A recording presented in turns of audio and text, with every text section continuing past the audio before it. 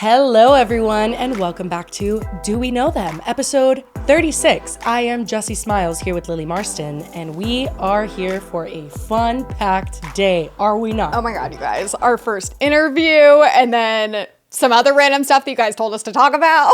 Yeah, honestly, it's mainly the interview. We wanted to sprinkle in some other topics because we've never done an interview before, so putting out just an interview felt too different for us. So we're squeezing it in here, but as you saw from the title, we will be interviewing Steven Marcus Releford. If you followed along for the Def Noodles journey, saga, trilogy, what is it? I don't even know what it is at this point. You know who Steven Marcus Releford is. He was Def's right-hand man, and we found out some pretty interesting stuff. I'm going to just say that much, so you're going to want to stick around for the interview or go to it, whatever. I'm not here to tell you how to live your life, but it's exciting, and I'm really glad we got to do it, and I'm glad he came on, and but before that, we do have a topic. And this one actually has been a topic I feel like people have been suggesting for a while because it's been ongoing and I just haven't really understood why. Yeah. I don't know. So basically, we're going to briefly talk about Hailey Bieber and versus Selena Gomez, allegedly. I don't know. I feel like some of the stuff I see, I'm like, oh, that does seem kind of shady. But then other stuff feels like such a reach that people are saying that I'm like, am I missing something?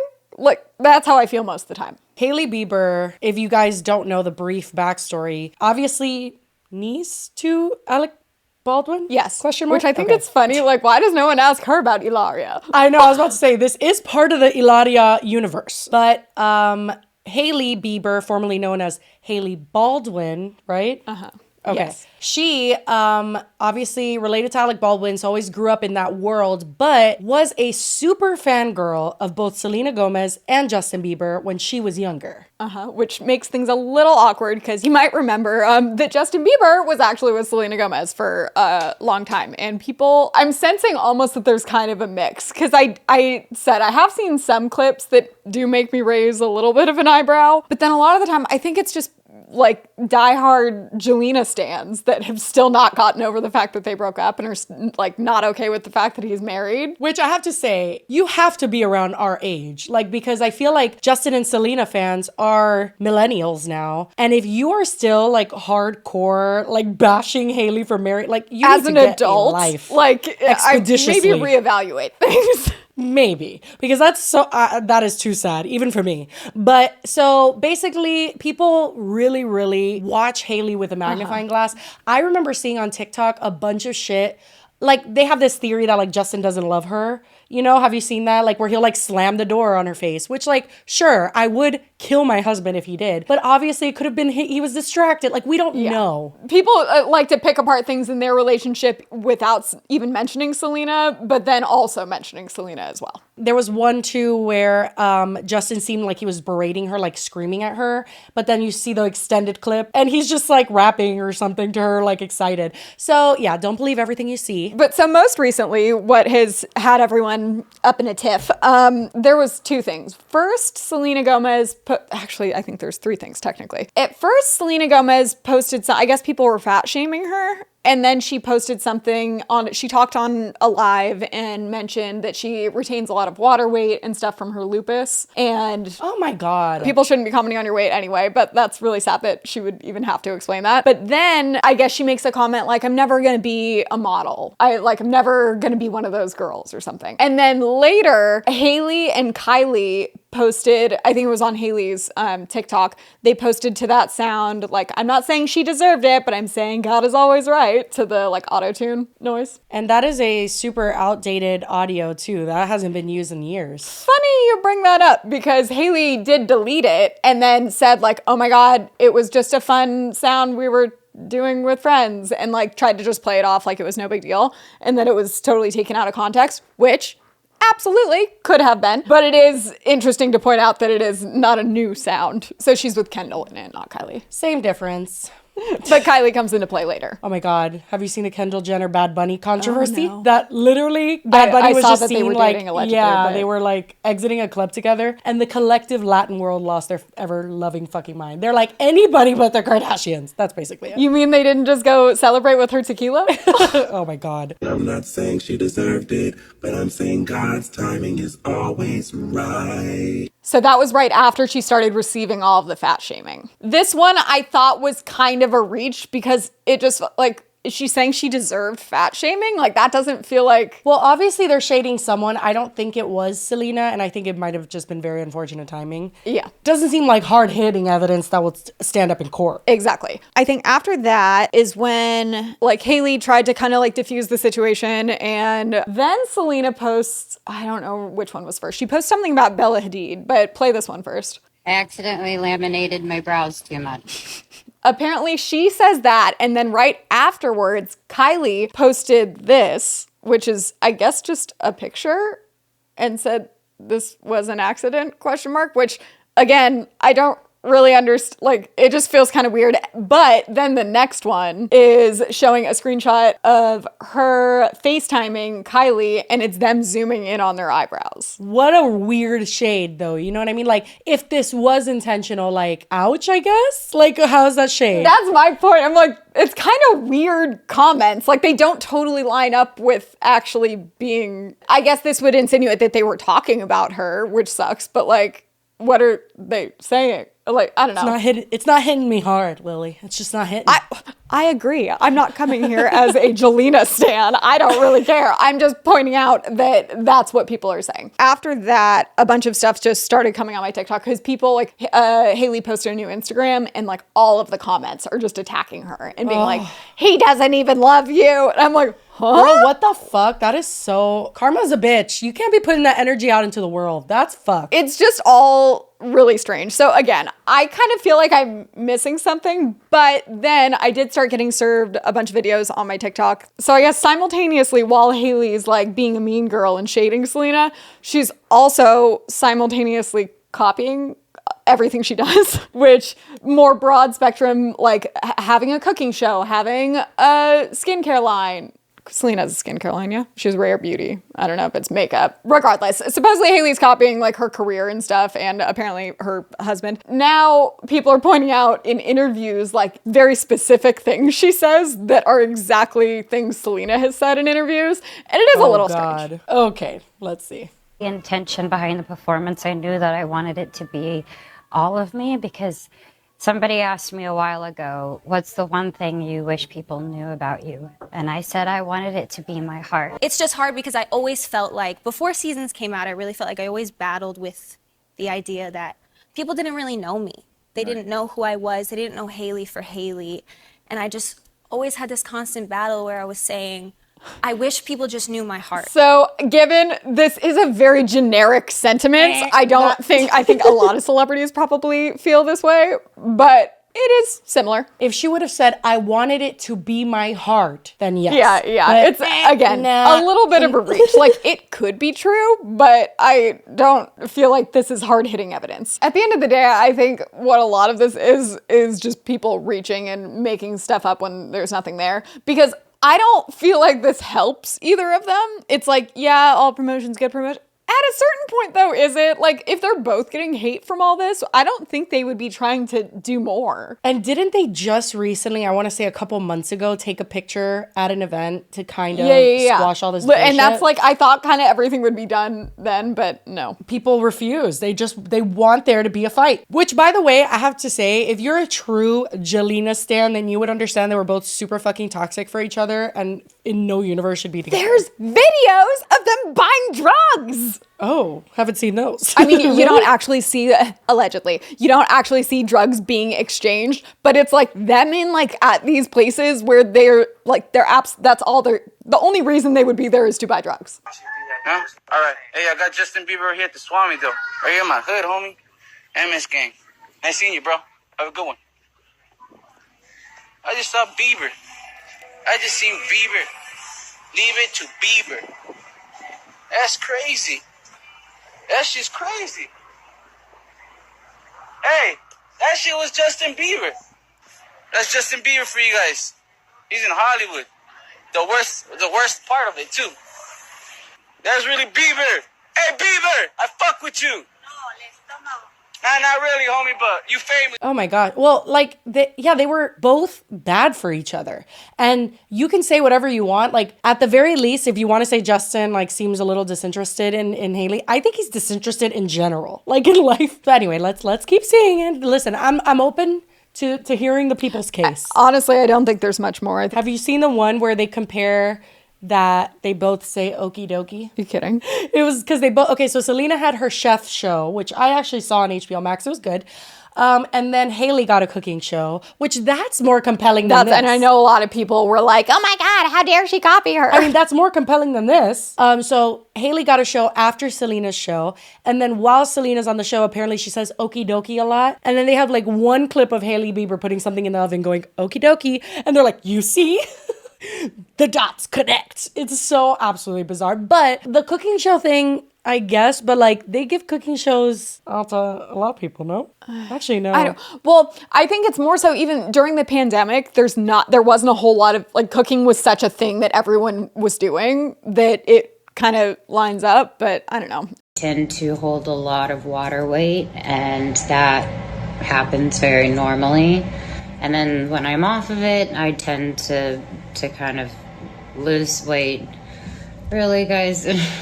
That is such a stupid feature. I just wanted to like, say people and pay encourage and that gets put on your face. anyone out there who feels. Oh, I'm sorry. I find that a little bit funny. It just was like such bad time to like put a cowboy hat and a stash on. Really? I actually know this one guy who gets a bunch of gifts on TikTok by literally begging people not to put a hat on him, and everyone's just putting hats on him. Oh my God, and then they do. Yeah, and he gets pissed. They are what helps me. So, yeah, not a model, never will be. And thanks for supporting me and understanding. And if not, go away, because honestly, I don't believe in shaming people for body or anything. Selena, be my friend. Remember her? Do we know them? She followed me on Instagram once, but then she unfollowed me. Oh, that's so sad. I'm sorry. It's okay. It's been a couple years now, and I'm still not over it. One last video that is, I think, the one that for some reason like didn't send. It's one clip and it's like Hailey Bieber showing her true colors, and it's her on a show, and the person references Taylor Swift, and she does like a which it aligns just because Taylor and Selena are best friends. So people are like, well, maybe there's something deeper there. A one-on-one rap battle full of the meanest lyrics about a celebrity since Taylor Swift's last album. Oh. So that does give like another perspective to her. So she doesn't like Taylor Swift because she's probably friends with Selena Gomez. Which, well, I know Taylor Swift hates like Justin Bieber. Yeah. I was like, literally Taylor Swift probably would have done that exact same thing if they had been mentioning Justin Bieber. But yeah, so I don't know. That is a clip that exists. Amazing. Oh, hi, Lily here. Quick update, because apparently this situation did not end there. You know the TikTok we just showed you where Hailey Bieber is shading Taylor Swift? Yes, well, it seems like Selena Gomez has also seen that TikTok because she decided to comment on it, saying, so sorry, my best friend is and continues to be one of the best in the game. So there's that. Then she went live on TikTok and said this. And yeah, I'm going to be taking a second from social media because this is a little silly. And I'm 30, I'm too old for this, so. But I love you guys so much. And I will see you guys sooner than later. I'm gonna just take a break from everything. And along with that, she also commented on another video, which I couldn't really tell what the video was because it was someone screenshotting it in a TikTok. But apparently Selena commented on a video saying, I'm getting off social media. I have every right to defend my friends. Say whatever you want about me, but my people I'd die for. Thanks so much. And on top of that, apparently Selena also decided that she was going to leave some comments on some fan TikToks, one of which is this. I'm gonna be honest, I haven't had much of an opinion of Selena Gomez in general, like pretty neutral. However, now with these mean girls coming at her fucking throat, disgusting, despicable behavior from the Nepo babies, like it makes me want to vomit. I am now the biggest Selena-nator to ever exist. Selena Gomez, we read it dawn. I am now your number one fan. I'm going to stream all your shit. I'm following you on all your accounts, girl. I love you. I'm so sorry. I'm so sorry. This is, like, traumatizing these bitches. God, I hate mean girls. I hate them. just come out of the closet already, Kylie. We get it. You're struggling. Just come out of the fucking closet. So that was a girl blatantly talking about the Hailey, Kylie, Selena situation. And Selena comments on it, I love you. So that kind of feels like, a confirmation of something. And then also she decided to comment on this one. Does anybody just ever feel like really bad for Selena Gomez? Like, can you imagine going through a breakup so publicly with a guy that you were in love with for like 7 years, and then like 2 months later you just like marry someone, and then you have like a chronic illness or an autoimmune disease? Sorry, I don't know too much about lupus, but I can't imagine that it's fun. And living with that and the flare-ups and just having to live with it within the public eye while people are watching you, and then dealing with mental health when life is hard enough already. Honestly, like, kudos to her for being so brave and so public and just like so open about her journey. But I bet if we ever walked a day in her shoes where like everything is so publicized and like you say one thing and everybody comes after you and like all this stuff, like that'd be so hard. And so whenever I think about a hard day, I think about Selena Gomez, which is, I feel bad saying that, but I'm like, if she can do it, everybody can. Which doesn't specifically reference the fight, but just kind of talks about how Selena's life is kind of hard, which I totally agree. But she also commented on this one and said, this made me cry.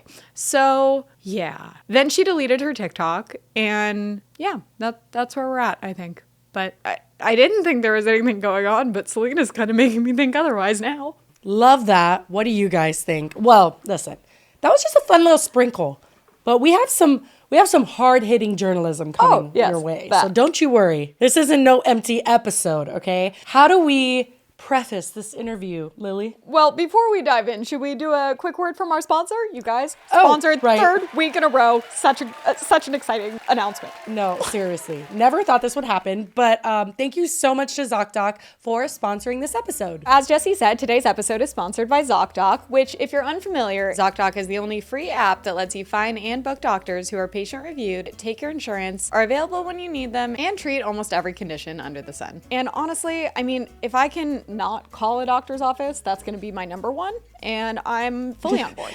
And we've already talked about, self-diagnosing on TikTok and the so-called medical experts and their wonderful advice and the rabbit holes that you could fall into just scrolling through TikTok trying to find out what your symptoms mean. Don't do that. Okay? Use ZocDoc. Taking actual action and using ZocDoc to find a real doctor might be a better course of action for you. Also, you want to find quality doctors. You don't want to go to an office and be treated just like another number and rushed out of the office. You want to find quality doctors who are going to give you their time and attention and figure out what you need. Especially when you're trying to find like a specialist and someone that's in your insurance network, it can get super complicated, and ZocDoc makes it super easy, and you can do it all just from your phone. You can choose from thousands of patient-reviewed doctors and specialists, browse doctor profiles, upload and verify your insurance information, and get the care you need. If you want to try ZocDoc, go to ZocDoc.com/DWKT and download the ZocDoc app for free. That rhymed. Then you can find and book a top-rated doctor today. Many are available within 24 hours. That's ZocDoc.com/DWKT, ZocDoc.com/DWKT. Thank you so much to ZocDoc for sponsoring this episode. We love you. We do.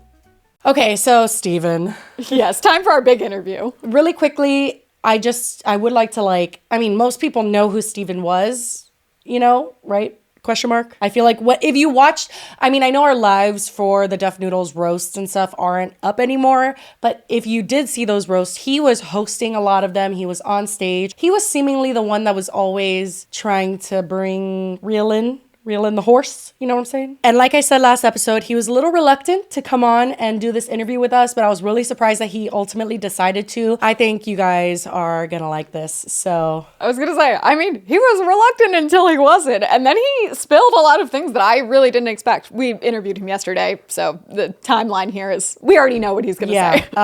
Let's just get to it. All right, guys, so for our first interview ever on Do We Know Them, we have Steven Marcus Releford. I have to admit, I didn't see this coming. Thank you for joining us, though. We appreciate it. Yes, welcome. Hi, Steven.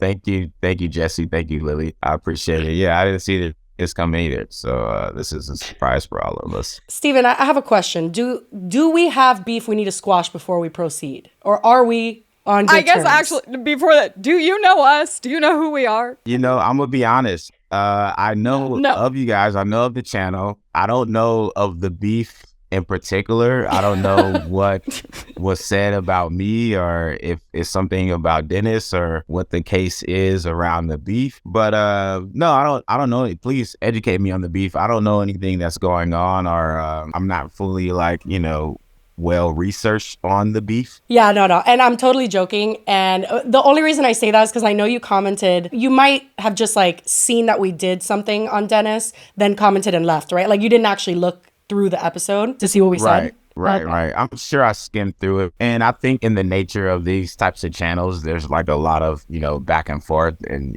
quote unquote shit talking. But I didn't pick it up as a beef per se. Gotcha. Yeah, no, it definitely was never that serious. We're totally, And no. I think the thing is that everything, which I guess we'll get to what everything is, but like everything with Dennis kind of started going a little downhill towards the beginning of when we had started this podcast. So it really coincided with just like the topics we were covering. It was like right off the bat. Then it just became kind of a thing we felt like we were seeing through. And with the roast going on, it was a lot to talk about.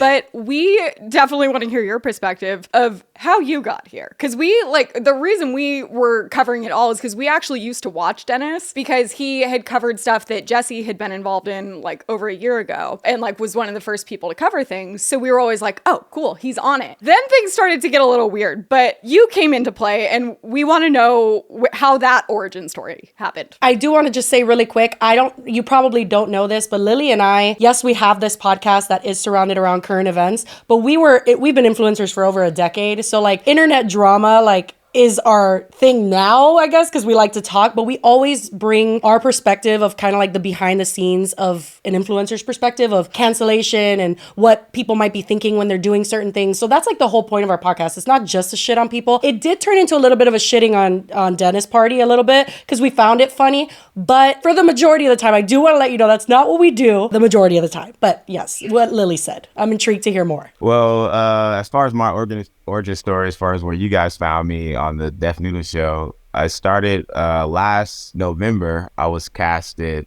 through my agent and my casting agent to finish the show. Essentially, I got picked up. I'm so sorry to interrupt you already, but stop already. Like, so you weren't guys were not friends. You met him through a purely business, like a casting situation. Yeah. Purely business. I've been doing stand up now 13 years. And, I dabble off and on. It's kind of like, do you want to do the acting thing? Do you want to get into more roles? Do you want to, get other opportunities for commercials and stuff like that? So, yeah, I had a friend that had signed me up for this agency. I want to say about 3 or 4 months into it, I got this role to be casted onto a podcast show. And I thought it was really interesting and kind of like more so just a tale of the turn of kind of how the entertainment and the bridge between online and, I guess typical Hollywood is kind of getting even more shorter. So I thought that was kind of funny that I was getting casted on a podcast. I sent my audition, what was required of the audition. What was required of the audition? Okay, the audition was like, do 3 jokes based off of like some characters that were at the time in the news. One, I'm trying to remember, it was a model that I guess beat up his girlfriend. I don't even know what was the name of the model right now, but it was a model who got into some domestic dispute. They wanted me to kind of make a joke or like a riff or like see if I can come up with something interesting about it. So like a topical thing to just do something comedy related. Yeah, it was like comedy related, but like, giving it a social bent to like whatever social media is going on, or like these people who are influencers. These are like people who are influencers or people who are popular in social media. I didn't know who they were, but it was like 4 or 5 different couples, and they wanted me to kind of look at their stories and do riffs about these couples, right? To your understanding, this was like an agreed upon paid role, right? Or was it like kind of voluntarily? This is a casting role, right? So this is obviously going to be a paid role. So yeah, I sent the cast in, they liked it, and we shot a pilot commercial at the end of November in 2022. or 2021. I'm sorry. We shot a pilot commercial at the end of 2021. That pilot went on to be like the first episode of that January of last year. Which I don't even remember him promoting the podcast until like what, because we didn't start this podcast until July of last year. Yeah, so the podcast was essentially already in the works as far as for us to come together. We had met in November of last year, 2 years ago now. It's so weird talking about it. At the start of year 2022, we had like a pilot episode with me and Dennis, and then we had these other characters that were also casted on the show, Gabe and Leah. Us three were essentially the beginning of that podcast team. Okay, and were you like did you have like certain days you were set to go in? Like what were your responsibilities? Yeah, so in the beginning, we were doing it just once a week. And we had, over the course of, I think, the first 4 or 5 months, we had maybe 3 different locations because we didn't have a physical location at that time. Yeah, we were just meeting up once a week. I think it was like either a Monday or a Friday. All 3 of us would meet up and record the podcast, and then we'll go about our ways. You know, we'll be paid for that one day, and then we'll go about our ways. But we agreed initially that there's going to be obviously a pay increase as we increase the nature of the show and the content that we're doing. That's surprising to me because I feel like I completely had this, I don't even know now that I'm looking back where I got it, this impression that you guys were just like maybe longtime friends from like the comedy scene or from like high school. I don't know. You guys. Honestly, that's kind of how he made it seem. Yeah. It's kind of like a relationship, right? You get into a relationship, and those first 2 to 3 months, you know, it's kind of like the honeymoon and things are going well and you guys are kind of gelling and getting to know each other. So naturally, like the person that I am, and I would like to assume most people, you would like to be friends and work in a cohesive manner. Oh, for sure. Well, especially the nature of this kind of work. You don't want to be working with people you don't like. Right. Well, in any capacity, you don't want to work with people you don't like. So, yeah, we naturally became friends, all 3 of us, Gabe, Leah, and Dennis. You know, we were bonding over whatever this content that we're making. So we naturally became cool. And it was a fun endeavor as we were doing it. It seems like where things shifted, at least initially, was when he got the comedy club. I put that in quotes just because, to our understanding, and please, I would love any insight on this, it was like a storefront. It's like a retail space that he rented. Originally, this, I think, got a lot of attention. Why people were talking about the roasts so much is because he was holding these roasts, but it didn't seem like he was zoned to have an event space. It seemed like it was kind of like a retail space he was using as an office, and then also saying it was a comedy club, but he didn't go about the proper steps to make it actually one. Well, that's kind of like, I don't know. In some ways, I feel like that's kind of like nitpicking a little bit because it's like when it comes down to it, if you have a space and you can retrofit it out for people to come and enjoy it as it is, to me, it really doesn't matter.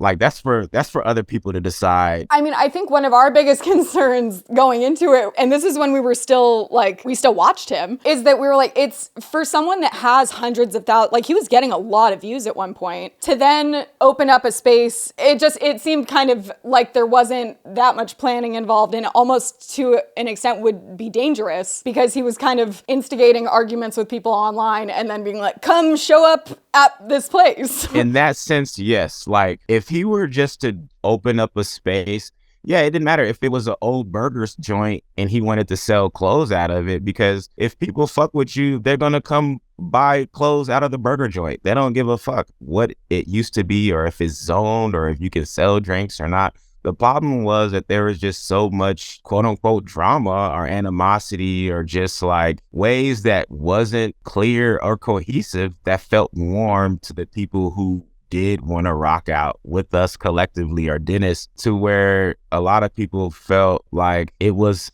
a very contingent and negative space after the second roast battle, where Lily was like, did the shift start at the comedy club? Not necessarily. I think the shift started like right before the comedy club for me, as far as in-house as a producer and a creator, because it's like there were certain agreements that we weren't fully aligning with all the way leading up to the club, right? So there were some things that were kind of like, man, I wish creatively we would have took this step or we would have went this direction or at least met these agreements before opening up the club. So we were already kind of on shaky ground. The club was kind of like quote unquote godsend. It was a blessing in disguise. It was like a way to make amends if we were to do it correctly, right? The problem with the club was it wasn't like the zoning and the drinks and all that. It was the fact that we were allowed to be pushed into roast battling with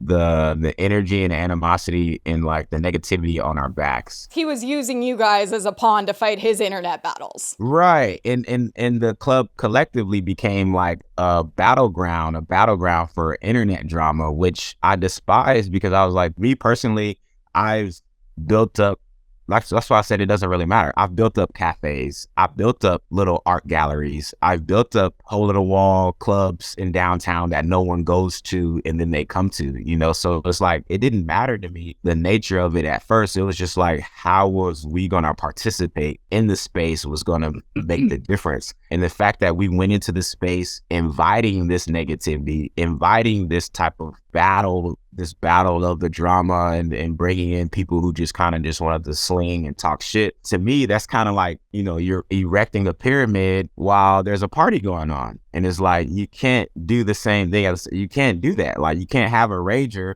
people destroying parts of the building equipment and then try to have an effective event at the same time, you know? So I just knew like, those two energies wasn't going to mix in a cohesive way because it's kind of like you're planting a new plant. You can't plant a plant and then have rhinos come into the garden. You know, all your plants are going to be destroyed. You know, you got to let these plants grow into like real trees first before you start hanging things from them. And I think people were so critical about ourselves included, critical about the logistical parts of it because they also seemed very indicative of how underplanned the entire show was, even if it was in a zoned area. It just seemed like he hadn't thought it all through, and then he took anyone even trying to politely criticize that as being, these people hate us, they just want to see us fail, and everyone was like, no, we just are not really sure what's going on. Right. So it was kind of odd because the drama is going like on full fledged at the time we're opening up the club for the first show, and the experience that I have, I'm trying to see if Dennis is applying any know-how to like what this really means on the largest scale, at least for this first initial opening up. And it got all the way to the point of the roast battle where there was like you kind of said, little to no planning. Dennis didn't have any recollection of like how to run a show, how to produce a show, what it takes to actually do something on a large scale or even a small scale like that. So it became pretty much on me in a weird, funny way because I'm in the scene. I'm in the comedy space. And for me, roast battle is not quote unquote comedy, you know, like that. It's kind of like battle rap. And you didn't participate in the battles ever. No. Roast battling was never a viable way, an option for comedy for me. It kind of just felt like a corny way of like, you know, telling jokes. It was kind of like And One. I don't know if you're familiar with basketball, but it was kind of like Harlem Globetrotters. It was like the circus version of basketball. It wasn't really basketball, you know. So I was just like, no, I'm not really down to do roast battles because it's just not that funny to me. I don't really care about it. I don't care to participate. I'll host it. I'll, you know, figure out other ways to just make it work. What was your incentive to like help out with the roast? Like what, I know you were starting with the podcast, like what was your incentive to actually put in work and time and effort into the roast? Was it like you being a friend to Dennis at that point? Did you think that maybe monetarily in the future you could kind of make something off of that? Like what was your... It's more being a friend. It was like, all right, if you really want to do these roast battles, I'll call everybody who needs to pull up to participate in this roast battle to make it look at least somewhat functional, you know, so we can actually present something. So Dennis didn't know Dennis hasn't been doing comedy. If the Lily and Jessi set up a roast battle right now and you guys were like, we want to roast this other channel, if that channel doesn't pull up, what's the roast battle going to be? Great question. But wait, back up to Dennis doesn't do comedy? He begs to differ. What's your understanding of his history in comedy? No, well, this is what I'm saying. Like, Dennis wasn't doing stand-up when we met. It's like, we know that. Dennis wasn't known for doing stand-up when we met. You can't put on a stand-up, quote-unquote, adjacent comedy event. Who are you going to pull from? Who's going to be on your roster? Who's on the lineup? If you're looking to get YouTubers out to a roast battle and none of them pull up and none of them come out, then what's the roast battle going to be? The roast battle became me calling my friends who do comedy and who do roast battles in the LA comedy scene to participate in this roast. And that's what you guys were seeing done, pretty much slapstick together at the last minute. Well, and even we would say while watching it, it was like, maybe give people time to prepare, tell them who they're going to be battling or something. But it was kind of like Def expected a bunch of people to come in and be able to roast each other based solely off appearance and nothing else, and then have it be a huge success. And that was kind of like a last minute decision because, yeah, no one prepared. No one knew what was going on. The best thing that you can do is like, all right, well, we're just going to have these 6 people roast each other at some random time. Or all together. I legitimately trusted the people that I brought in because I've seen them perform times and times and over again. So for me, it was kind of like behind the scenes. It was kind of funny because I was like, I'm just seeing my friends pull something together out of thin air, which I know they have the ability to do it, but everyone else doesn't know if it's going to come to fruition or not.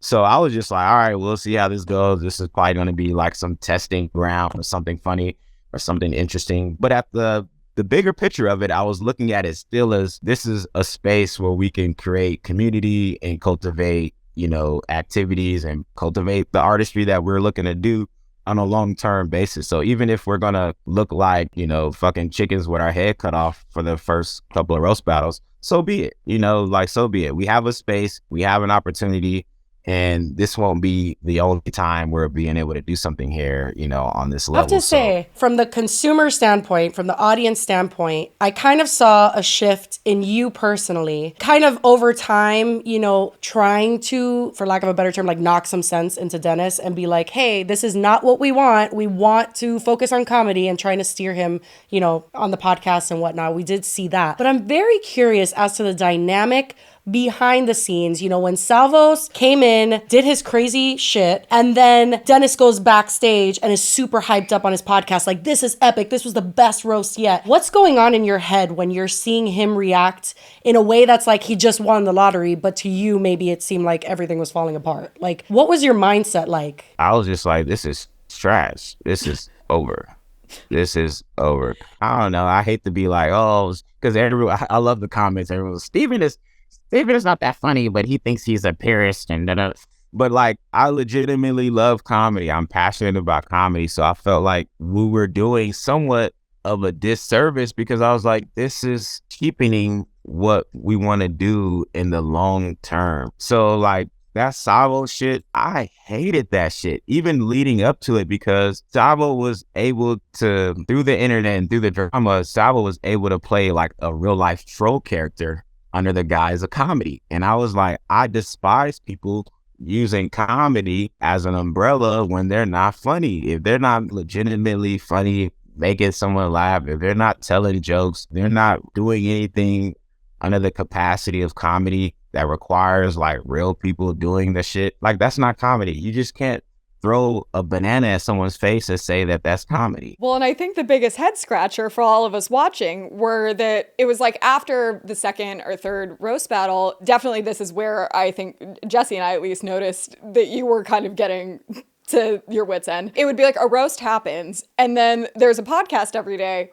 And it's just Dennis venting about, weirdly, simultaneously how successful it was, but then also about the reason it was successful is because there's so many people talking about how much they hated it. And then you would kind of chime in and be like, maybe we should not talk about this anymore, because it was seriously hours of, like, you could pull probably 15 hours from like a couple weeks of just Dennis complaining about people not thinking he's funny and then telling everyone that the reason they don't think he's funny is because they don't understand comedy. Yeah, I wanted to kind of shift the gears on how we were facilitating the content and what we are doing about producing it, and even the people that were getting involved, because there's so many different opportunities that we had to where we could have really just presented different ways of the podcast where it was entertaining, it was funny, it was insightful, and we could have just moved on episode by episode in that fashion. But no, a lot of the times we got stuck on talking about the roast battle or the drama and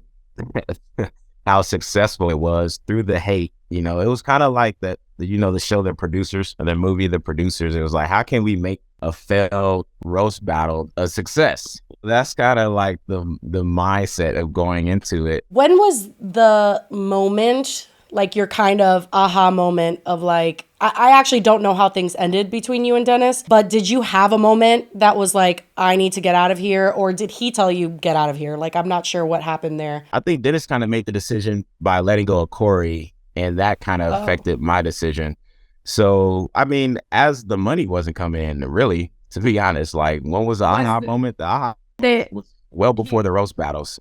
Was there a point that he just was paying you and then stopped? No, I just wasn't getting paid what we agreed on. Instead of getting paid, you know, for 6 things, I'm getting paid for 1 thing. Were most of the payments, was it all like a day rate situation? There wasn't any kind of like long-term, like no like salary or anything? Right, exactly. It was like some day rate type of shit, which wasn't the agreement, but through the drama, through, you know, just the shit going on, it's like things gets basically set on the back burner, or things don't get brought up again, or when they do get brought up, they don't meet the agreement like they said they was. So one of the aha moments was well before the roast battle, but I think what got me pretty much out was last November, right before me and y'all had to be here, went to New York for the New York Comedy Festival. Dennis had agreed to once again increase my pay in that November, and then that November came and my increase in pay did not. So at that point, I was just like, you know what? I'm just gonna plan out the rest of this year, because at this point, I have maybe more than 15 really close friends involved in this space directly. Like, me and Corey had planned Monday through Friday in the club. Monday, we have a mic that our friend Alice is hosting, Alice Hamilton, who's hilarious as fuck. On Tuesday, we have our friend Randy hosting a mic. On Wednesday, we have my friend Camille hosting a mic. On Thursday, Corey and myself will host the killer mic. On Friday, we would have shows. People would buy tickets to this and like would pack this every single night of the week? So it depends on what the event was. On some of these nights, we had shows, and some of these nights, there were just mics, right? Just open mics for people to come in and practice, right? So yeah, some of these shows we would sell out, and then some of these shows were just mics. And the mic in itself is another form of capital, because now you're able to get this social capital and build up the club where you have another 30, 50 people who are coming in just to be a part of the space and make it a space, make it entertaining, right? So you have a plethora of entertainers, you have a plethora of guests, you have a plethora of people in there enjoying themselves. And that was because of me and Corey's doing. Imagine if you bring in 15 to 20 of your close friends to work out of this space that you're not fully getting the financial benefits out of, but there is a quote unquote community artistic benefit, because there's not a lot of spaces to perform. So now that you do have one, and people do have the ability to do some things that are really interesting and cool, you don't want to take that away from them. I think the biggest issue was like the idea in itself sounds great, and it is like, sounds totally like 100% on board, except for the audience that Dennis was using to like lure you guys in and be like, look we can use my audience and my space, and we have all of these resources. He had built that audience off an entirely different world of content than he was then offering with this comedy club. He had been doing daily drama cover. Like, he got big from covering like Nikocado Avocado the Mukbanger. But he's saying too that, you know, maybe for the roast battles, that's where Dennis was bringing in his audience. But from what you're saying, every other day of the week, it was just you and Corey bringing in people, not Dennis and his audience. Right. And those first 2 roast battles, keep in mind, like, yeah, even though Dennis has a drama channel, those first 2 roast battles, we had quote unquote Def Noodles supporters drive from Arizona, San Diego.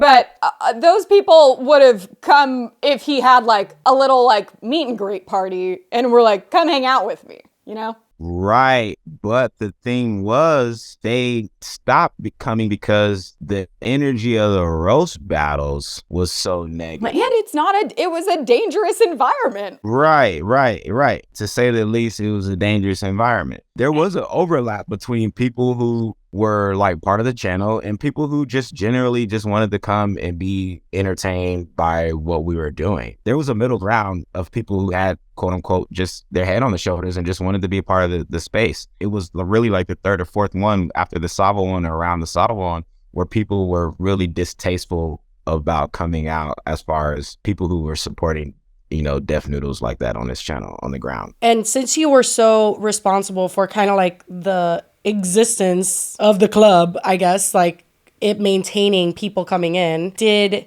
you guys sell tickets for these shows? Were these free shows? And if you did sell tickets, did you get a percentage of those tickets, if you don't mind me asking? So maybe the first show or the first two shows, not more than 3. No. So like the first 2-3 shows we split the tickets and I made a pretty good amount of money. That was a problem too, because the nature of going into the roast battles and then having like people in Canada call, you know, our fucking LA health department or some shit like that. Like that's where the zoning and like the drinks and shit like that kind of got odd, because now you have just people who really don't give a fuck about the success of it, trying to clearly cut it down and shut it down. So that's when we stopped selling tickets and we just pretty much had it like a free event, you know, because it's like, all right, we don't want to raise too many red flags. There's so many people calling about permits and yada, yada, yada, where it's such a negative thing where Dennis didn't want to continue to move forward like that. So we stopped selling tickets. And I think the nature of that could have been completely different. Like I said in the beginning, it didn't matter if it was a burger store or a clothing store. If people wanted to rock with you, they're going to rock with you if they respect you. But the moment that somehow people don't respect you, or you have people across the pond who just, you know, are picking on you, then that's when you have to probably take a different strategy and have everything, you know, all your I's dotted and your T's crossed and shit like that. I was going to say, I think a lot of people afterwards probably prompted more people to reach out because, yeah, we're not trying to be Karens. Obviously, the zoning, I think had he not made it all such a big deal and like thrown it all together so fast, that probably wouldn't have seemed as concerning, but it just seemed like he really didn't think things through. Like even like what was the capacity of this place? Like, did he have security people there? It just seemed like there was a lot or of things. If he wasn't taunting people while these shows were going on, I think that made people more angry. Then people are more likely to dig and want to see him face repercussions. He was going on the podcast saying, like, it was while he would be on the podcast, he'd be ordering weed that he'd be like giving out for free. Like, I smoke a lot of weed. That's weird. A lot of me thought that maybe it was all just a troll from like Dennis as it was going on, his like cadence, the way that he was perceiving everything as amazing and, you know, screw everybody else and all this shit he would say on Twitter. Was that a troll? What was he doing like during that time? What was his mindset from someone that was actually personally there with him when he was taunting people, when he was being, for lack of a better word, like super cocky and like off-putting? What was that like? What was he doing? I think it's just a matter of like someone completely in the light in the way to where they turn their back on any real constructive clarity on how to move forward. Because I think people get into positions like this and it's either all gas or all brake. I guess a good example would have been like when he went to Vegas for that weird, like, he was going to be in a show. I thought that was odd. I don't know why he did that. So this guy who pulled up at our show, I can't even think of his name right now, essentially offered Dennis a spot. And I don't know. So it's like, if I haven't seen you in the scene doing stand up like that, I'm not saying that I'm everybody who should know somebody, but it's like, it just didn't seem that I couldn't fathom him was offering a spot in Vegas to Dennis out of nowhere. And it's like, why didn't I get a spot?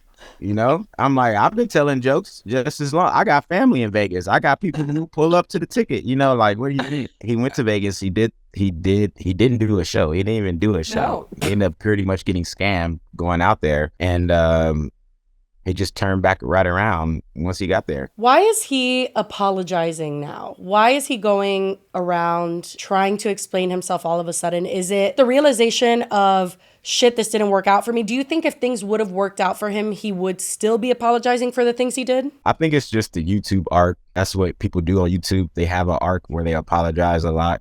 And I don't know, my mom told me if you apologize, it's a kind of two-parted. You know, you telling the person why you apologize, and then you're trying to make them whole again. You know, so it's like, if apology isn't one specific and two in any way trying to, you know, bring any mediation or just like forgiveness to the situation, then it's like, it's kind of like an empty apology. It's kind of like he's going on an apology tour. And I mean, to be honest though, everyone's fucking mental health is involved. You know, everybody is going through shit. He's probably reaching at something. He's probably scratching at something that is real, but he hasn't fully got to whatever that kernel is, because, you know, you really have to allow yourself to be vulnerable to apologize, and you have to really allow yourself to be open and honest and be willing to repair whatever the shit that you did to require the apology.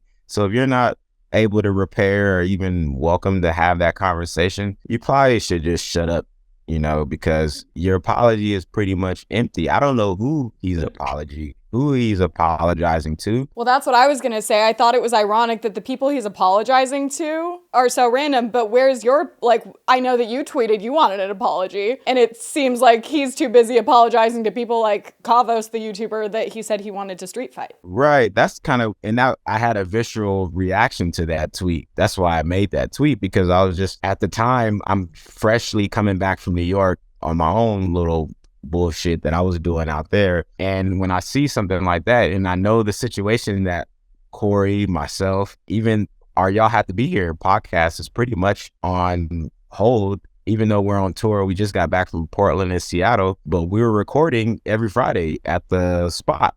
We're not doing that anymore. We haven't been doing that for like 3 or 4 months now. So now we have to find a new location to record. We have to continue to do our podcast somewhere else. And when I seen that he was apologizing to other people, I was just like, man, that's kind of foul, because you haven't even apologized to the people in house yet.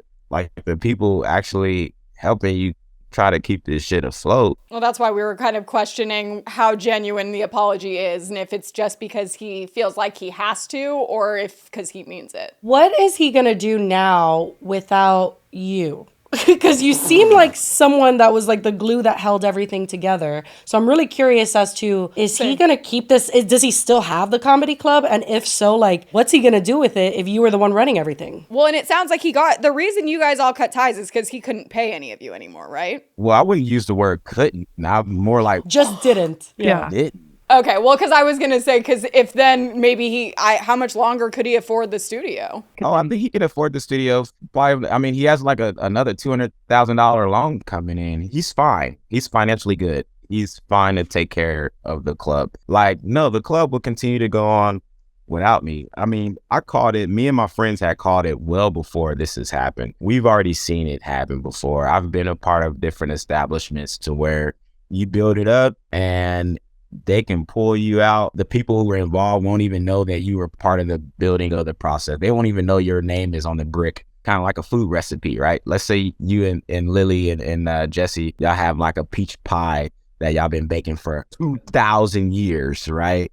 But the last 40 years, a particular cinnamon you guys can't forge, but the pie is still good. So the generation that's just been eating the pie the last 30 years, they like the pie, but there's people who are like, man, you don't know what the pie used to taste like. You don't know what the pie used to have when we used to have the cinnamon, you know? So it's just like, it's always that type of thing to where a lot of people are not going to remember what it really was when we first built it up. And the years will go by and people will forget and new people will be brought in, and people who want probably less, or people who are less talented, and people who have less experience will come in and ask less questions, and they'll continue to be able to run the space and shoot things out of there and do things out of there. And it'll just go on like, happy days and like nothing ever happened. Do you wish you had asked like more questions? Always wish I had asked more questions. But also it's either like things would have either gone the way that we agreed upon it, or it would have eventually happened the way that they happened, like this. I've had contracts, I've built out places, I did the same thing. It was so weird because I was just telling Dennis how the same thing had happened to me at Formosa. I had been working at Formosa for 9 months, building up 3 different comedy nights at this club, and it was legendary. It was hilarious. People was coming in all over for the nation. We had comics coming in from New York, from Chicago, from DC, who were well known, who were famous, who were doing really cool shit, and we were having sold out nights there. And all it took for the Formosa to say, well, we think your Sunday night, it really doesn't meet our demographic, which was like, it's too black. It's we don't know if that meets our Chinese food demographic. But it's like, where was you 6 months ago when there was no one in here? They rather take the loss of pulling me out than to have the success of the club, of being there with the type of people that I was in there with, having a great time doing what we're doing, making them money, which I wasn't getting any of that, So it's like, it happens. And I had a contract with Formosa. They didn't abide by the contract, and it's up to me to find a way to enforce it. And now I have to find a way to enforce the contract that we agreed upon. That ends up being just as expensive as not enforcing the contract to begin with. Right. So it was the same thing with Dennis. So once again, I built up the spot. I brought everybody involved. And it's a beautiful thing because you create community with that. Like, I would hate to have all my friends pull out just because what me and Dennis didn't work out, but am I going to call, hey, Alice, hey, Camille, hey, all you guys that we've been doing the mics and shows there for the past 6 months, things are not really working out. You got to move your mic now. Are they out as well? They're still performing there, or are they done performing at that club? No, I would say a portion of people, like when the riff initially happened, a lot of people were like, we're not fucking with Dennis because of you. And we met Dennis through you, so we're not going to go over there and participate in his club. But a lot of things were already set. Like, Alice was already doing her weekly mic there, and Camille was already doing her weekly mic there. Like, where's she going to move it to? And why should she have to move it? It'll be his responsibility, though, to maintain those relationships, because it seems like you were doing a lot of that. I was. They could just see it as a means to an end. They can just be like, we're just in and out doing our mic, and we're just going to be, that's just going to be it. Keep it business. But me and Corey was the means as far as keeping the relationships together in that space. And even some of the times, a lot of the guests that was coming in there. It sounds like, I think you guys had like the idea behind everything, and Dennis kind of acted like he was on board with that idea, but had his own agenda that he was operating on. And I hope that it wasn't too discouraging for you guys, and that you guys should definitely keep trying to do. I think you guys had your head on the right direction going down that path. And I think that Dennis kind of just had some baggage that messed everything up. Yeah. So basically what he's going to do is he's going to reach out to all the people that I brought in, which he did, and have them run shows instead of me and Corey. So he reached out to like Los Digits. He reached out to Kevin Quigley, Miranda. I do have one question again, because even you had said earlier, when like he hadn't been doing comedy, when he would argue all the time and say that he had such experience in stand-up and that he was like a stand-up comedian, was no one after when the camera was off being like, but you aren't, Dennis? Like, did he say that kind of stuff to you guys? Because he acted to his audience as if he is, I'm trying to think of a famous stand-up comedian, but as if he has been around the block a while. He had at one point in time been doing a lot of open mics in New York, right? So he can talk the shop of comedy. That is to be, counted as some form of legitimacy. But to be honest, like, the proof is always on the stage. I don't know if you know this, but we did ask our audience. We let them know we were doing this interview, and we asked them if they had any questions for you. And I feel like we've asked you all of them. But one of the ones we have not asked yet, that I am curious, it kind of leads into that. Is Dennis funny to you? No. Do you think Dennis... Okay. All right. No. Okay. Is his thing not being funny? Because he kind of presented as like, my thing is that I'm not funny or I'm awkward. Is that funny to you? That part? Is his thing not being funny? Is that funny? Is that what you're asking? No, because he's described it as that. He says, well, my thing is that I'm awkward and like basically not funny. And I'm just awkward and make things weird. Is that a form of comedy? Because genuinely, I don't know. I'm not a stand-up comedian. Well, this is what I say. Like, anybody who gets up on stage enough, they will find hopefully by the grace of God, they will find a rhythm. They will find a rhythm and they will find some type of comedy. And is that a form of comedy? Yes, I have seen people be awkward as funny as a form of comedy. Yes, that can be successful form of comedy. So he did have some funny jokes. You know, he did have some funny things that he said. He did make me laugh a couple of times. Yes. Say one, Steven. No, I'm just kidding.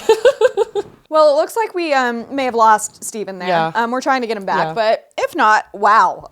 This was great. It was pretty eye-opening. We got some good nuggets of info. Yeah, guys, I didn't want to, I know I might have seemed very quiet. We are like recording a Zoom. Like I didn't want there to be a situation where I fucked up like what he was saying. So I just want to let him talk and do his thing. But I am literally in awe. Like he was casted to be on the podcast. Like we all just see Dennis as this like amateur at fucking everything, and he has this huge $200,000 loan.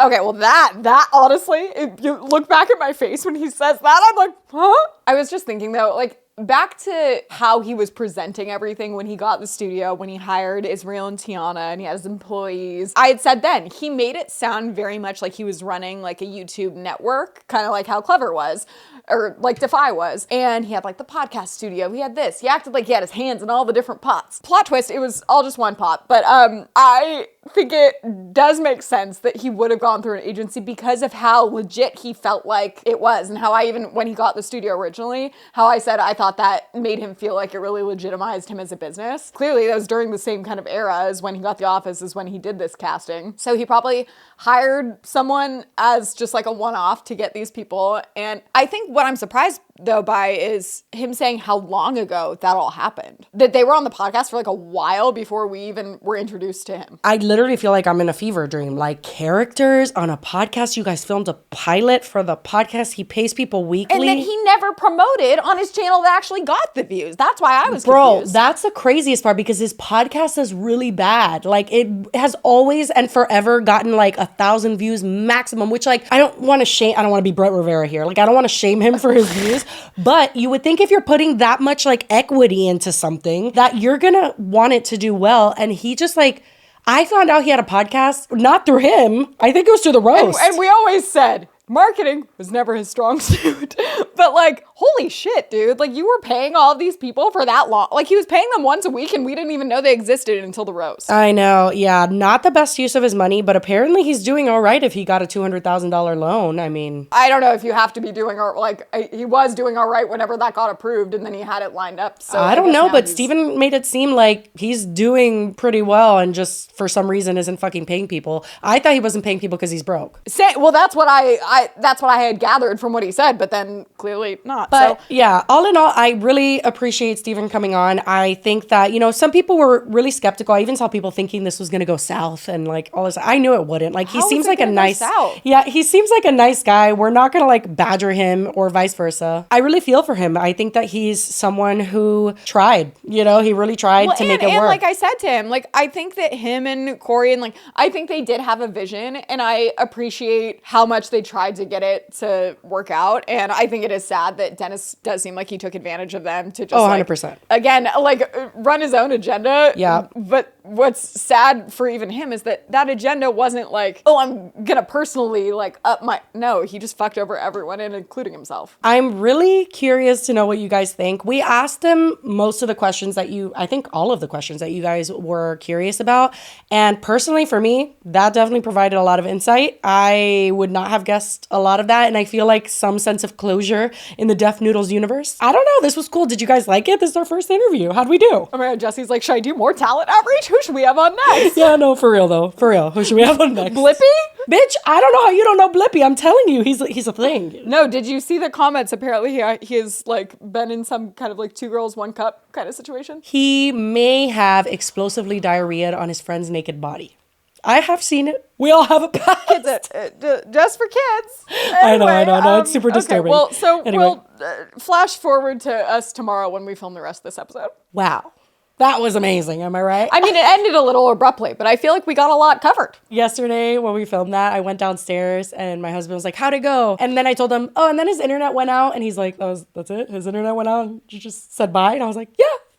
He probably like texted someone off camera and was like, unplug the internet now. Oh my God, stop. Oh, don't tell me that. I'm going to dream about it. Hopefully not. He did message me and, just say that he appreciated us. And I told him that I appreciated him. And I thought he was great, super cool, chill guy. And I appreciate him being candid. There was from the get-go, when he said that he was casted to that fucking podcast, I was just shook to the core.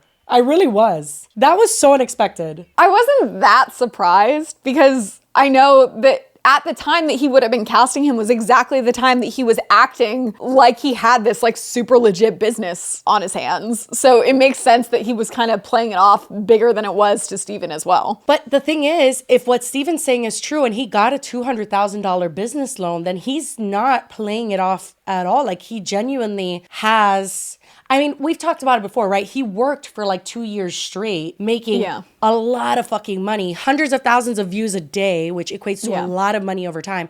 So I think he invested and is still investing a lot of that. Obviously trying to cut corners. I know that Steven thinks like that he just doesn't want to pay. I have a sneaking suspicion that he's going a little bit broke, if I had to guess. I was going to say, even if he has another loan coming in, he now sees that he has no money coming in. So like he's definitely in the red on his expenses, I'm sure, because he can't possibly he doesn't get any sponsors and he doesn't get any views. So there's no profit coming in and he's not selling out the place. I did find that part interesting where Steven was basically like, I don't give a fuck if it's not zoned or like if we have a liquor license. And I was like, Steven. Yeah, I was like, well, maybe we should care because like that's a problem. It's indicative of a much bigger problem of Def not doing his due diligence when running his business. On to our next topic, which can only be described as some sort of fever dream SNL comedy sketch. A few people told us to talk about this, and my first reaction was,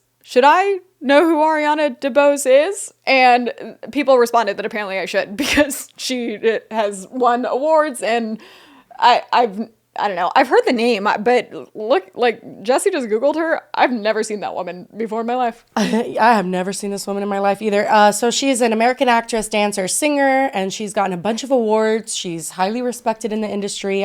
Slay, you know what I mean? Except, I guess, for her performance at the BAFTAs. Well, the way I came across this, I shit you not, was just on my For You page. I saw what I'm about to show you. No previous context, no idea who this person is. I just see this. And that's really how I want you guys to experience it.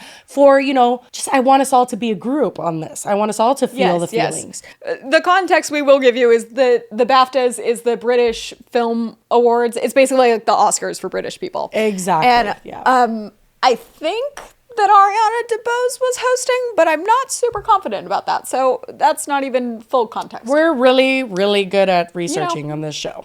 But this was a performance. All I know is it was a performance. And in the beginning, there is singing that we're going to cut through for copyright reasons. I don't know if this fun little ditty is copyrighted, but I'm assuming because it's an award show, we got to keep it really short. So I got to just... Usually, I think with Clever, it was like 15 to 20 seconds. Okay. Well, that should be enough time to get to Angela Bassett. But I'm going to link it down below for your viewing pleasure. I recommend seeing the whole thing because it's an experience. Anyway, here we go. No context, and then we'll commentate on it. The category is Outstanding Debut. Charlotte Wells, we love After Sun. Georgia Helene, Blue Jeans, The One. Elena, Maya, the teamwork's grand. Good luck to you, Katie Fran. Electric Melody, Marie, girl, what a slay. Sandy Powell without fellowship. Costume queen, can you fix this zip? All the ladies in the room, supporting and leading, all here I presume. Hong Chao, Dolly D, Carrie and Carrie with the C. Dame Emma, I'm so fond. Anna girl, you were great and blonde. Danielle D, you broke my heart. Michelle, I've loved you from the start. Angela Bassett did the thing. Viola Davis, my woman king. Blanche Kate, you're a genius. And Jamie Lee, you are all of us. One of us is Jamie Lee's into it. Not Jamie Lee eating it up. House of BAFTA, the vibe is strong. be true to you. You can't go wrong. Have faith in you and the things you do. You won't go Okay. wrong. It was mainly the rap portion that went viral because in the middle of this performance, she starts this like seemingly impromptu, but we learn it is previously planned. Nothing in award shows isn't planned. Yeah, exactly. But like it just is this ditty, okay, this rap, this expression of her appreciation for the women in the room, which slay for that. But it goes so quickly off the rails and it's so unhinged. Not to mention that, like, I don't know if she was nervous or something, but like the singing's really pitchy and it's really kind of a hard listen. But then she goes to the rap and she's so uncontrollably hyperventilating and out of breath while she's like slaying this rap. And a mixture of that with the like absolutely horrendous lyrics. My favorite being Angela Bassett did the thing. Like that is so fucking good that people have eaten it for breakfast, lunch, and dinner, sister. I've got to say, Ariana was correct when she said you did the thing, especially in 2013. Have you chatted with her? I DM'd her last night. I did, and it was beautiful. It was beautiful. It was beautiful. I just wanted to make sure she was okay, and because there's a lot of attention, and she is a-okay. I guess Angela Bassett did the thing. Huh? I feel like even now, this is now the second time I'm watching it, I like can't even understand what she's saying. Like the only reason I even know whose name she's saying is because they're showing their reactions. No, nobody can. Listen, I don't know if it's because I'm someone who really enjoys musical theater and live performance in general that I'm eating this. I love it. It's making me feel alive again. But I don't think, like, okay, here's the unfortunate part of the internet, right? We can't all kiki and laugh and just have a good old fucking time and, chuckle at the fact that was awful. That was awful. It was a flop. It was camp. It was great, but it was horrible. You know what I'm saying? Like, it was absolutely horrifying. I guess for me, I just like it doesn't seem that out of place. What? In like past, like amongst past weird award show ditties, if you will, that like are really painful to like. It's bad, but like the fact that it's like this huge, I don't know. Thing that you saw Ariana DeVos's rap. I did. I'm unclear as to what the fuck people are on about. And for me, it was joyous, celebratory, sisterly, hot, spicy. And she's just so incredibly talented. I don't know what, I really don't know. The only thing I know is that it was shocking to me. It's in a theater. It's not at tables. And so you're in a theater. And so if you're sitting, if you're looking this way and there's the stage and you're watching her on stage, these camera people literally came, they would be like, look that way, they would be here. And they're there, you're like, why is this camera person this close to me? And I think a little of it was that there were these camera angles that were really, and none of us knew what she was doing, so when they would cut to us, I was into it. By the time it got to me, I was into the music and I was having a great time. She is a fantastic talent. These people should shut the fuck up, back the fuck off, and let this woman just shine her light, because she is fantastic. She's like performing as if, I don't know, like she's got all this fucking energy, like she's doing the Super Bowl, and like only Jamie Lee Curtis is like eating it up. Everyone else is like blankly staring at her. Just the energy difference. It's so many elements. It's hard to explain to someone that doesn't see it. You know what I'm saying? But it's there. The it factor's there. It's weird for sure. I think it's brilliant. It's amazing. But it's horrible. And people think that, like, this is just all her. Like, the fact she's deleted social media is okay. That's what I was going to insane. say. Can't we just have a good fucking time, guys? Can't we just live our truth and have a laugh and sing Angela Bassett did the thing in our kitchen while we're doing the dishes and just be joyous? Why the fuck do you guys have to take it so far to run this poor woman off the internet? She had to delete her Twitter. Like, what were people saying? Let me see. There's an article here. I mean, they had to have been really bad. Oh, this was an opening to the BAFTAs, by the way. That makes it even more epic. I mean, again, weird choice. A producer from the BAFTAs made sure to say that she put it together by herself in a couple of weeks with a musical director and choreographer, otherwise just saying like, wasn't me. I didn't write that. Which they don't go like, hey, we want you to open the BAFTAs. See what you come up with and come back. Like that. That's such a weird, that doesn't seem accurate to me. That seems like there was a meeting like, we want you to do this musical number and we're thinking in the middle, it's like old people coming up with ideas, and then she got the shit end of the stick and agreed to it. Yeah, it just says after receiving criticism and backlash, DeBose has seemingly deactivated her Twitter account and her Instagram account is still active, but she has not addressed the performance on that platform yet. And she doesn't have to. She didn't do anything wrong. That's the thing. I'm like, if she's like this award-winning, like really successful, like I guess I just am missing why people are giving her like backlash. I get like thinking it's funny. Oh, and the producer also says that everybody he's spoken to who was in the room absolutely loved it. And the room was clapping. People were sort of dancing to the music, he says. I didn't get that vibe, but it could be. Had to be there. Honestly, a lot of those things, like they're showing close-ups of people. Those people, like, you don't know what's really going on in the room. I'll give them that, but I would have to guess that this probably wasn't a raging success in person either. And it says that under a popular Instagram post rounding up some of the most amusing memes generated from her BAFTAs performance, the actress commented on Monday, honestly, I love this, which is great. She loves the memes. I love that for her. A meme queen. What does it say? Angela Bassett did the thing. Sure, grandma, let's get you to bed. You know what? Love a self-aware girl. And that's the thing. It's like if she was just like a flop and like didn't have any talent or anything, this would be a much different situation. But I feel like if she's like actually this very talented person that has this great career, that this is like one kind of weird flop. Listen, live music and live performance in general is very, very difficult. I've had my fair share of flops, okay, live, because there's so much energy and nerves that like literally you do low-key become feral. Like you're just like you have all this adrenaline, and I low-key, I feel her. Like Angela Bassett did do the thing, and like she was just like really feeling it. And honestly, it was like, I love things like this because it's funny in a non-harmful way. Like I'm really sad she got like trolled, off of Twitter, because Twitter is like deadly. Like I can't with Twitter. Well, I'm just confused like how people were mean. Because Twitter will like literally destroy anything and everyone in its existence. Like it'll just plow through life. Yeah. So, but it is so like lighthearted and fun. I love to like look at memes and funny shit like this, like Leah Michelle not being able to read, which she's addressed like a million times, by the way. I was gonna say, she did again recently, and I was very happy about it. Every time she addresses the fact that she can't read, we get tagged in it on TikTok. Love that. I enjoy.